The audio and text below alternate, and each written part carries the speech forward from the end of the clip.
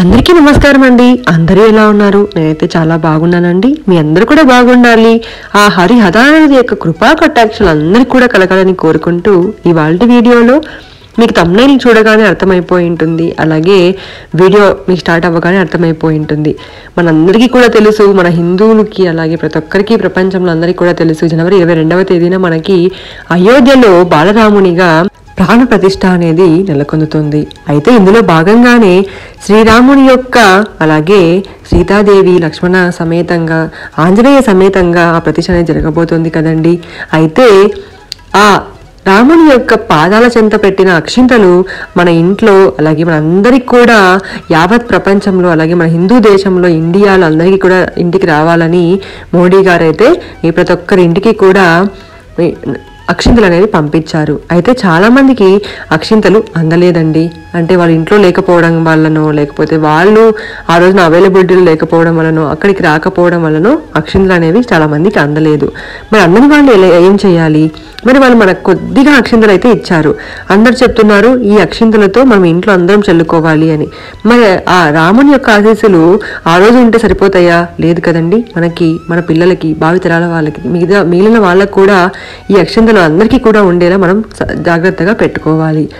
అయితే వాటిని ఏం చేయాలి, ఎలా మనం భద్రపరచుకోవాలి, ఎలా వాడుకోవాలి, ముఖ్యంగా ఈ అక్షింతలు అలాగే 5 దీపాలు అనేవి ఎప్పుడు వెలిగించుకోవాలి, ఈ పూజ అనేది ఇంట్లో ఆ రోజు మనం ఎప్పుడు ఎలా చేసుకోవాలి, ఇవన్నీ కూడా డీటెయిల్గా అయితే చూద్దామండి. మనం ఈ పూజ అనేది ప్రత్యేక పీఠం అవసరం లేదండి. మన పూజా మందిరంలోనే రాముల వారి పటం అనేది మనం పెట్టుకొని పూజ అనేది చేసుకోవచ్చు. అలాగే మనకి అందిన అక్షింతలు అయితే ఏం చేయాలి అన్న విషయానికి వస్తే, మనకి కొద్దిగా అక్షింతలు అనేవి బియ్యం అనేవి ఎక్కువే తీసుకుందామండి. మనకు చాలా అనేవి పెట్టుకుంటే మనం వాళ్ళకి మన భావితరాల వాళ్ళకి కూడా మనకి హెల్ప్ అవుతుంది. చాలా జాగ్రత్తగా పెట్టుకోండి ఈ అక్షింతలు అనేవి. వీలైతే బీరువాలో పెట్టుకోండి. ఎందుకంటే రాముల వారి అక్షింతలు కదండి, రాముల వారి పాదాల చెంత ఉన్న అక్షింతలు. వీటిని పుట్టినరోజులప్పుడు కానీ లేకుంటే పెళ్ళికి తలంబ్రాలు అనేవి మనం వేస్తాం కదండి, ఆ తలంబ్రాలలో కొద్దిగా వేసుకోవాలి. అంటే స్వామివారి ఆశీస్సులు ఉన్నాయి అక్కడ అని. దాంతోపాటుగా నామకరణాలు కానీ పిల్లలకి వాళ్ళ భవిష్యత్తు కోసం మనం ఆశీర్వదించడానికి ఎగ్జామ్స్కి వెళ్ళేటప్పుడు ఇలా వాటిని మనం ఉపయోగించుకోవడం వల్ల చాలా మంచిదండి.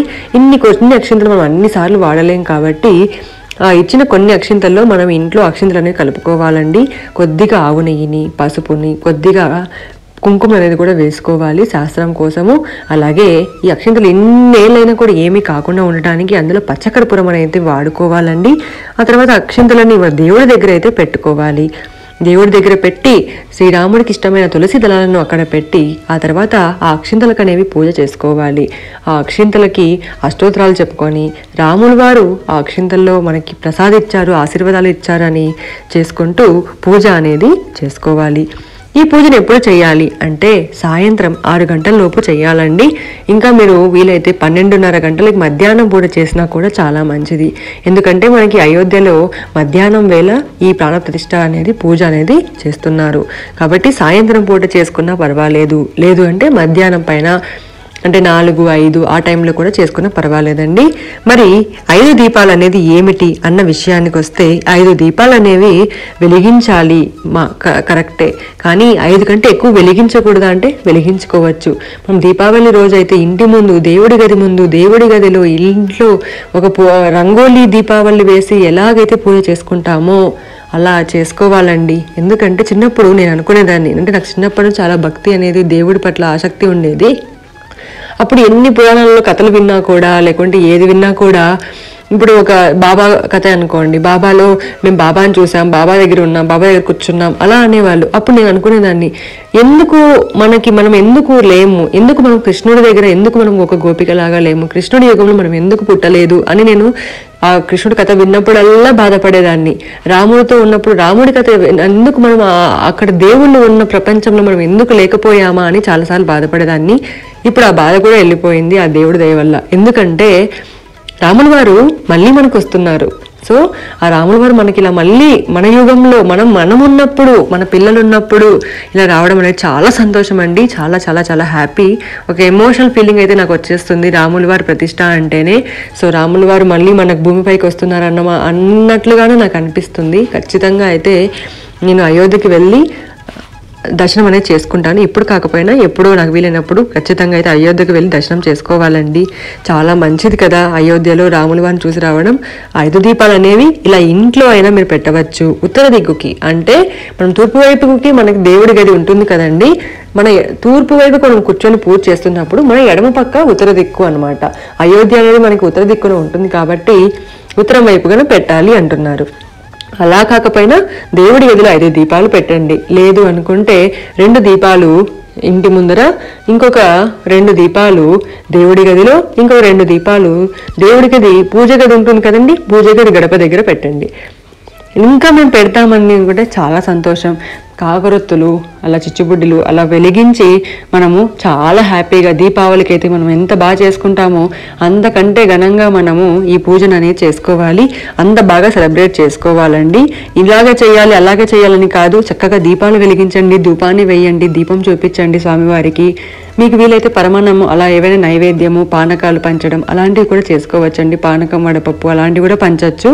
లేదు అనుకుంటే స్వామికి అరటిపళ్ళైనా పెట్టి నైవేద్యంగా మీరు పూజ అనేది ముగించుకోవచ్చు. అయితే ఈ అక్షింతలు మాత్రం చాలా ఇంపార్టెంట్ అండి. మరి మాకు దొరకలేదండి, మా ఇంటికి రాలేదు, మేము గుడికి వెళ్ళినా అయిపోయాయి అన్నవాళ్ళు ఇప్పుడు నాకు వచ్చాయి అనుకోండి, నేను ఇప్పుడు వాటిని చాలా ఎక్కువ చేసి దేవుడి దగ్గర గదిలో పెట్టి నేను చేస్తున్నాను కదా. సో ఈ ఉన్న అక్షింతల్లో కొన్ని లేని వాళ్ళకి మీ పక్కన వాళ్ళని అడగండి. వాళ్ళకి రాలేదు అంటే ఈ చాలా ఉన్న వాటిల్లో కొన్ని అక్షింతలు తీసి వాళ్ళకి ఇవ్వండి. అలా ఇవ్వటం వల్ల మనకి మంచి జరుగుతుంది. అలాగే వాళ్ళకి పాపము ఆ రాముని ఆశీస్సులు లేవు అని చాలా మంది బాధపడుతూ ఉంటారు. అలా ఏం బాధపడాల్సిన అవసరం లేదండి. ఆ రోజు మీరు లేకపోవడం వల్ల, లేకపోతే అక్కడ అయిపోవడం వల్ల మీకు దొరకలేదు అంతేగాని దేవుడి ఆశీస్సులు అనేవి మీకు లేవు అని మాత్రం ఎప్పుడూ అనుకోకండి. ఇలా పూజ అంతా అయిపోయాక 12:30 మధ్యాహ్నం తర్వాత జనవరి 22వ తేదీన తలపైన అక్షింతలు వేసుకోండి. అలాగే మీ పిల్లలు అయితే మీరే వాళ్ళని ఆశీర్వదించండి. ఆడవారైతే వాళ్ళ భర్తల దగ్గర ఆశీర్వాదం తీసుకోవడం అలాంటివి చేస్తే చాలా మంచిదండి.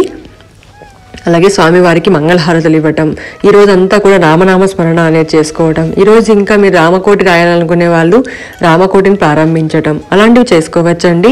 అలాగే శ్రీరామ అని మీరు హనుమాన్ చాలీసా అని పాడుకుంటూ, హనుమాన్ చాలీసాలో కూడా చాలా ఇష్టం కదండి.